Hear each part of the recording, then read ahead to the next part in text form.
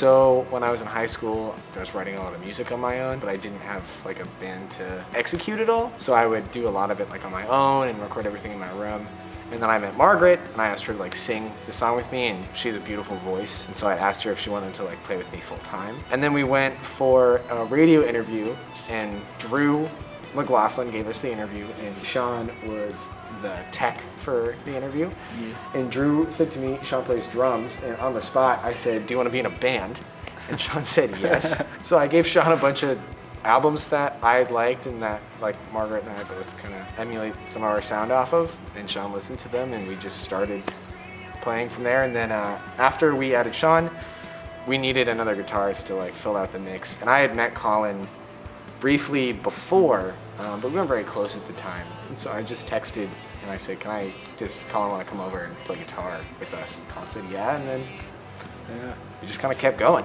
And that's pretty rad. Yeah, it was a jam. It was good.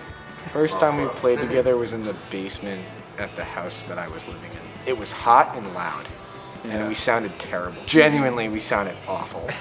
But we just had to keep sounding awful until it was a little less awful. And then we sounded good. And then we did one live show at Colin McLeavy's house.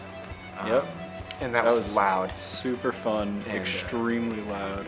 Yeah, that was great. You won't come to see me. The California sun is bleeding. It's hard to say like who we as a band sound like. I know I like listening to Daniel Johnston and Car Seat Headrest, artists that started with pretty much nothing and just decided to do music with what they had, and it ended up being successful. So that really inspires me to take the same route, and made me want to start writing too. All of us really have a strong oldies sense to us from when we were growing up. All of our parents, I think, listened to pretty similar stuff.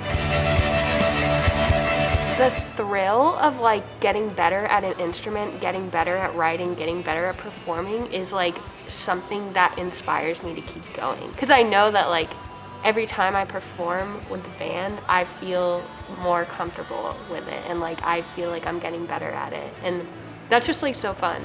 Our Instagram is Magic Finger Music. Our Facebook is Magic Finger Music. You can find us on Spotify, Apple Music, Amazon Music, all of it just under Magic Finger. We just put out a single, Something About the Moment. And thanks for listening. Peace and love, rock and roll, and Magic Finger.